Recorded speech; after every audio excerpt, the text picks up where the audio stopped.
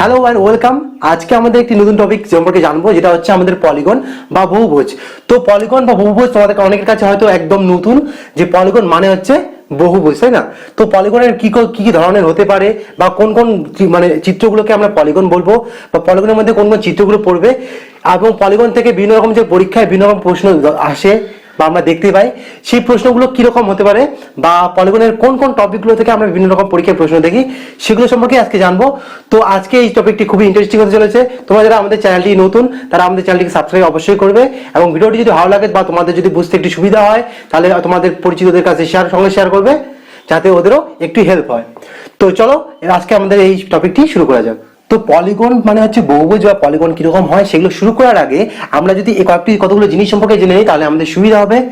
তো ট্রায়াঙ্গেল মানে হচ্ছে, তোমরা সবাই জানো যে ত্রিভুজ একটি তিনটি বাহু বিশিষ্ট একটি ক্ষেত্র, যার তিনটি কোণ রয়েছে, ঠিক আছে, এ বি সি। তো এটাকে আমরা কি বলতে পারি? একটি ট্রায়াঙ্গেল বলতে পারি। এটা তোমরা জানো। এবার হচ্ছে কোয়াড্রিল্যাটারাল, এটা কি হতে পারে?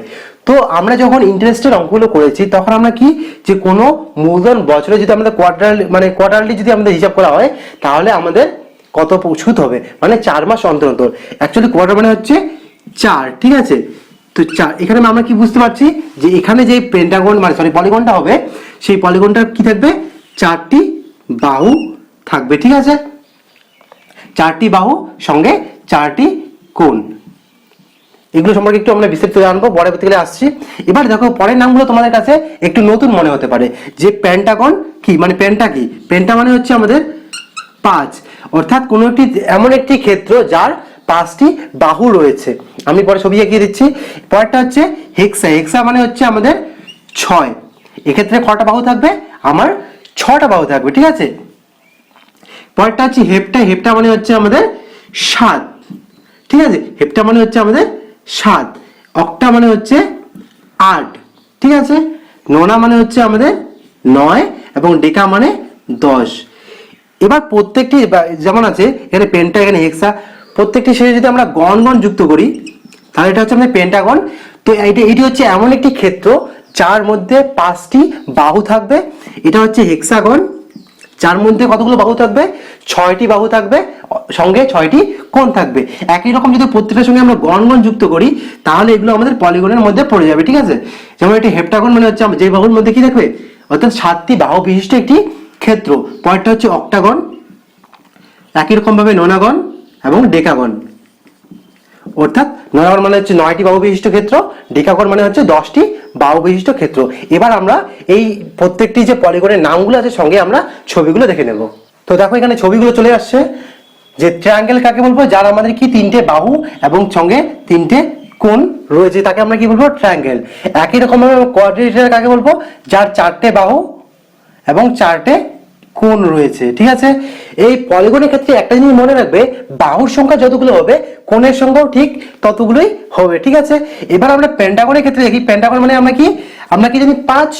মানে এখানে কটি বাহু থাকবে? 5টি বাহু, 5টি কোণ। তাহলে আমাদের 1টি কোণ, 2টি কোণ, 3টি কোণ, 4টি কোণ, 5টি কোণ। আর বাহুর সংখ্যা আমাদের 5 কত? 5টা। 2, 2, 4টা, একটা 5টা, ঠিক আছে।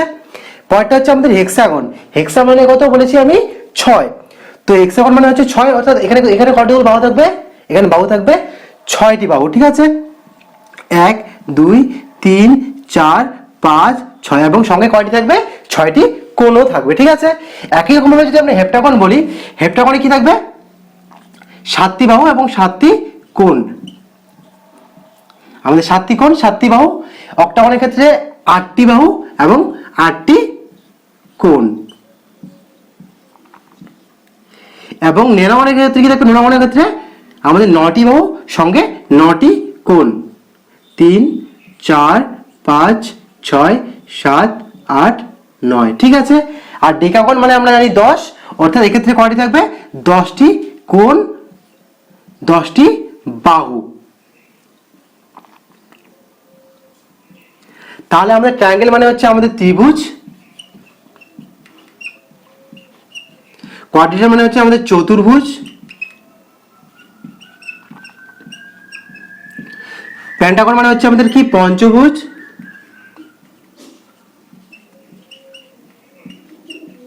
হেক্সাগন মানে হচ্ছে আমাদের কি? ষড়ভুজ, অর্থাৎ যার কি থাকে 6টি বাহু থাকে। হেপ্টাগন মানে কি আমাদের কি সমসপ্তভুজ, অর্থাৎ যার কি থাকে 7টি বাহু এবং 7টি কোণ। অক্টাগন মানে কি অষ্টভুজ। নোনাগন মানে কি নবভুজ। এবং ডিকাগন মানে হচ্ছে আমাদের দশভুজ। ভুজ মানে হচ্ছে আমাদের বাহু, ঠিক আছে। অর্থাৎ আমরা এই যে এক একটি এগুলো কি বলবো বাহু বলতে পারবো, ঠিক আছে। তো আমাদের এগুলো হচ্ছে আমাদের সঙ্গে বাংলা মার্কে লেখা আছে, সঙ্গে ছবি দেওয়া আছে, তোমরা যদি চাও তাহলে এটা স্ক্রিনশট নিয়ে নিতে পারো। এবার আমরা দেখব যে পলিগনের কতগুলো নিয়ম। এগুলো হচ্ছে সাধারণ আমাদের নর্মাল পলিগন। এবার এক্সামে বা বিভিন্ন রকম পরীক্ষায় যেরকম আমরা কোশ্চেন দেখতে পাই সেগুলোকে আমরা কি বলতে পারি রেগুলার পলিগন। আমাদের রেগুলার পলিগন থেকে বিভিন্ন রকম পরীক্ষায় বিভিন্ন রকম প্রশ্ন চলে আসে। তো এবার আমরা দেখে নেব কতগুলো নিয়ম যে আমরা কি করে প্রশ্নগুলো অ্যাটেন্ড করব, ঠিক আছে। তো চলো, তো দেখো আমরা নামগুলো বুঝিয়ে দিয়ে কতগুলো আমরা বিস্তারিত যে পয়েন্টগুলো আছে সেগুলো আমরা লিখে নিয়েছি। তো দেখো প্রথম পয়েন্টে কি পলিগন হলো কমপক্ষে 3টি বাহু বা 3টি কোণ, এখানে কোণ হবে কোণ বিশিষ্ট ক্ষেত্র, ঠিক আছে। মানে এমন পলিগন হচ্ছে যদি পলিগন কোনো চিত্রকে আমরা বলি তার ক্ষেত্রে যে শর্তটি হচ্ছে যে আমাদের কি 3টি বাহু অথবা 3টি কোণ থাকতে হবে কমপক্ষে, ঠিক আছে। এর বেশি থাকতে পারে, আমরা 3-এর কম বাহু বিশিষ্ট মানে 2টি বাহু বিশিষ্ট আমরা চিত্রকে কখনো পলিগন বলতে পারি না, ঠিক আছে। তো এটি হচ্ছে আমাদের প্রথম পয়েন্ট, আশা করি তোমাদের বোঝা গেল। 2 নম্বর পয়েন্ট হচ্ছে পলিগনের প্রত্যেকটি বাহুর মান সমান হয়। এই যে পলিগনের চিত্রগুলো আছে, এই যে বাহুটা এই বাহু এবং এই বাহু, এই যে বাহুগুলো প্রত্যেকটির মান সমান হবে। এখানে এই বাহুটির মান যা থাকবে এই বাহুটির মানও এবং এই বাহুটির 3টি বাহুর মান সমান থাকবে। প্রত্যেকটি চিত্রের ক্ষেত্রে প্রত্যেকটি বাহুর মানটা যেটা আছে সেটা কি হতে হবে সমান হয়, ঠিক আছে। তাহলেই কিন্তু আমরা পলিগন বলতে পারবো। এবার দেখো আমাদের 3 নম্বর কি বলেছে পয়েন্টটা, সমস্ত অন্তঃকোণের যোগফল আমাদের n-2 ইন্টু 180, ঠিক আছে।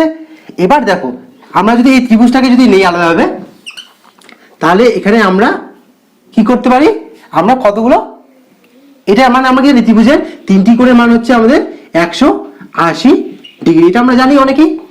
এবার আমরা মনে করি এই পেন্টাগনটিকে নিলাম, পেন্টাগনের ক্ষেত্রে আমরা কতগুলো ত্রিভুজ এখানে করতে পারবো, যদি এই পয়েন্টকে নেই তাহলে আমাদেরকে আশেপাশে 2টি পয়েন্টকে বাদ দিতে হবে। অর্থাৎ যদি আমরা ত্রিভুজ আঁকি তাহলে 1টা 2টো এবং 3টে, এই যে 3টে ত্রিভুজ মোট আমরা অঙ্কন করতে পারলাম। একটা পেন্টাগনের মধ্যে মোট কতগুলো ত্রিভুজ হলো 3টে। তার মানে হচ্ছে আমরা কি জানি নাম্বার অফ বাহু, এর মান হচ্ছে আমাদের কি বাহুর সংখ্যা। এই পেন্টাগনে আমাদের বাহুর সংখ্যা কয়টি 5টি। তাহলে আমাদের 5 থেকে আমাদের কি হচ্ছে, যেহেতু আমরা একটি কোণ যে কোণটির উপর আশেপাশে 2টি কোণ আমরা কি এই বাহুটির সঙ্গে ধরতে পারছি না, অর্থাৎ এখান থেকে যদি আমরা এখানে করি তাহলে কোনো ত্রিভুজ উৎপন্ন হবে না, এখান থেকে এখানে করলেও কোনো ত্রিভুজ উৎপন্ন হবে না। তাহলে আমাদের কি 2টো কোণ ছেড়ে দিতে হচ্ছে, তার জন্য আমরা কি করলাম -2 সমান হচ্ছে আমাদের কি 3। তার মানে আমরা এখানে কতগুলো ত্রিভুজ করতে পারলাম 3টে। এরকম ভাবে প্রত্যেকটি পেন্টাগন থেকে যদি আমরা বাহু বা ত্রিভুজ সংখ্যা যদি বের করতে চাই তাহলে আমাদের কি করতে হবে, শুধু আমাদের বাহুর সংখ্যা থেকে 2 মাইনাস করতে হবে। তাহলে আমরা যে সূত্রটা যে আছে n-2 মানে বোঝা গেল যে n হচ্ছে আমাদের বাহুর সংখ্যা আর 2 আমরা কেন বিয়োগ করলাম। আর আমরা কি জানি ত্রিভুজের একটি কোণের মান, ত্রিভুজের 3টি কোণের মান হচ্ছে 180 ডিগ্রি। সেক্ষেত্রে আমরা প্রত্যেকটি অন্তঃকোণের যোগফল পেয়ে যাব। তাহলে প্রত্যেকটি অন্তঃকোণের যোগফল যখন বলবে তখন আমরা কোণ সূত্রটি অ্যাপ্লাই করব n-2 ইন্টু 180 ডিগ্রি, ঠিক আছে। তো এগুলোর অঙ্ক প্র্যাকটিস আমরা কালকে এর পরের ভিডিওতে দেখবো। আজকে আমরা বিস্তারিত এগুলো জেনে নেই সূত্রগুলো। একই রকম ভাবে যদি বলে সমস্ত অন্তঃকোণ, অন্তঃকোণ বলতে আমাদের এই ভিতরের কোণগুলো, কিন্তু অন্তঃকোণ বলতে ভিতরের কোণ। আর যেটাকে আমরা ইংরেজিতে বলি তাহলে কি হবে ইন্টেরিয়র অ্যাঙ্গেল, ঠিক আছে, ইন্টেরিয়র অ্যাঙ্গেল।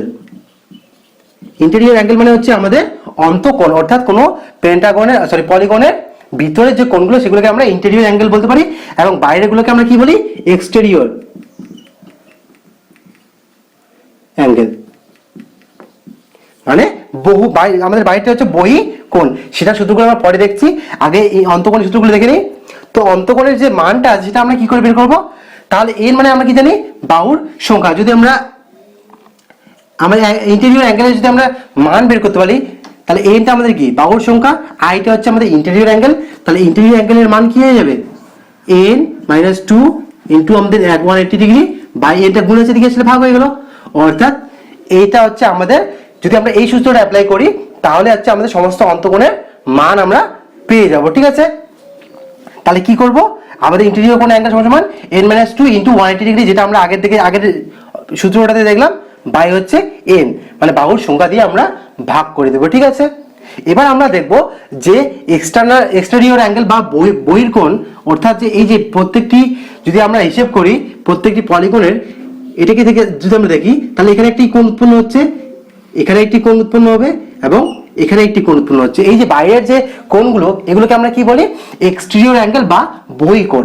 এক্ষেত্রে এই যে কোনো অঙ্কের ক্ষেত্রে যদি আমাদের বহির্কোণের সূত্র বা দিয়ে কোনো কাজ করতে বলে, সেই সূত্রগুলো কি হবে এখন আমরা দেখে নেব। তো এতক্ষণ আমরা দেখলাম যে অন্তঃকোণের মানগুলো সম্পর্কে যে বিভিন্ন রকম প্রশ্ন আছে, সেগুলো ক্ষেত্রে আমরা কোন কোন সূত্র অ্যাপ্লাই করব। এবার আমরা দেখব যে বহির্কোণের মান বের করার জন্য আমাদের কোন কোন সূত্রগুলো প্রয়োগ করতে হবে। তো দেখো, পলিগনের বহির্কোণের সমষ্টি 360 ডিগ্রি, অর্থাৎ যতগুলো পলিগন আছে এর সবগুলো বাইরের যে কোণগুলো আছে, অর্থাৎ যদি আমরা এখানে দেখি তাহলে 1টা 2টো 3টে 4টে 5টা 6টা 7টা এবং এদিকে 8টা, তাই না? স্যার এটা হচ্ছে আমাদের হেপ্টাগন, অর্থাৎ এই 7টা বাহুর যে আমার এক্সটেরিয়র অ্যাঙ্গেলগুলো আছে মানে বহিকোণ, এই 7টা বহিকোণের মান হচ্ছে আমাদের কত হয়ে যাবে, 7টি এক্সটেরিয়র অ্যাঙ্গেলের মান কত আমাদের 360 ডিগ্রি। ঠিক আছে, আমাদের 7 মানে বাইরের যে অ্যাঙ্গেলগুলো আছে বহিকোণ, এই সবগুলো হচ্ছে আমাদের যদি যোগফল বলি, 7টি এক্সটেরিয়র অ্যাঙ্গেলের যে যোগফল সেটা কত হয়ে যাবে আমাদের 360 ডিগ্রি। ঠিক আছে, তাহলে আমাদের যদি একটি ডিগ্রি মান বের করতে বলে, যদি মনে করো এই হেপ্টাগনের ক্ষেত্রে একটি কোণের মান হচ্ছে আমাদের 40 ডিগ্রি দেওয়া আছে, আমরা কি জানি 360 ডিগ্রি হচ্ছে সবগুলো যোগফল, আমাদের বাকি হচ্ছে কত, একটি কোণের মান হচ্ছে আমাদের 40 ডিগ্রি, বাকি আমাদের কয়টি কোণ আছে, তাহলে আমরা 40 দিয়ে 360কে যদি ভাগ করি তাহলে হচ্ছে আমাদের 9 পেয়ে যাবো। ঠিক আছে, তাহলে এই ক্ষেত্রে যে আমাদের যে পলিগনটা হবে সেটা হচ্ছে আমাদের 9 হবে। ঠিক আছে, মানে এর যে কতগুলো বাহু থাকবে, আমাদের 9টি বাহু থাকবে। এটা আমরা সাধারণ একটা ধরলাম, তার জন্য আমাদের এরকম বেরোলো। তো সেক্ষেত্রে আমাদের কি বেরোবে, আমাদের 9 বেরিয়ে যাবে। ঠিক আছে, এবার 6 নম্বর পয়েন্টে দেখো, পলিগনের বহিকোণের মান আমাদের 360 ডিগ্রি বাই n, আমাদের কি বাহুর সংখ্যা, অর্থাৎ 360 ডিগ্রি আমাদের কি বহিকোণের মান, এবং n মানে হচ্ছে আমাদের বাহুর সংখ্যা। যদি আমরা পেন্টাগনে বের করতে হলে 5 দিয়ে ভাগ করবো, হেক্সাগনের ক্ষেত্রে আমরা 6 দিয়ে ভাগ করবো, হেপ্টাগনের বললে আমরা 7 দিয়ে ভাগ করবো। তাহলে আমাদের এটা n মানে কি, যেখানে n বাহুর সংখ্যা। ঠিক আছে, তাহলে 6 নম্বর সূত্রটি আমরা কিভাবে অ্যাপ্লাই করবো বোঝা গেল। 7 নম্বর এবং আমাদের সেই সূত্র, সেটা হচ্ছে পলিগনের অন্তঃকোণ এবং বহিকোণের যদি যোগফলের মান বের করতে বলে, তাহলে অন্তঃকোণ এবং বহিকোণের যোগফলের মান আমরা কি করে বের করবো, n, যেখানে n এর মান হচ্ছে বাহুর সংখ্যা ইন্টু 180 ডিগ্রি। ঠিক আছে, তাহলে এই সূত্রগুলো তোমরা যদি চাও তাহলে স্ক্রিনশট করে রাখতে পারো। পরের দিন আমরা যে পার্টগুলো আলোচনা করবো সেক্ষেত্রে কিন্তু এই সূত্রগুলো প্রত্যেকটির ব্যবহার আমরা দেখবো। ঠিক আছে, তো আমরা এই যে চিহ্নগুলো দেখলাম, এগুলো হচ্ছে সাধারণত আমাদের নর্মাল পলিগন।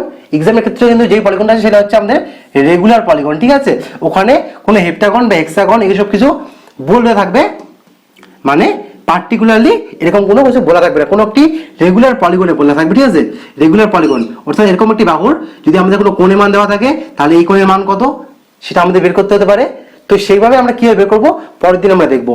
তো এই ভিডিওটি তোমাদের যদি কোনো অসুবিধা হয় তাহলে তোমরা কমেন্ট সেকশনে অবশ্যই জানাতে পারো, আমরা সেটা জানিয়ে দেবো। এবং ভিডিওটি তোমরা যদি বুঝতে পারো বা তোমাদের সাহায্য পেয়ে থাকো তাহলে ভিডিওটি শেয়ার অবশ্যই করবে, আর ভিডিওটিকে লাইক অবশ্যই করবে। আর ভিডিওটি শেষ পর্যন্ত দেখার জন্য অসংখ্য ধন্যবাদ।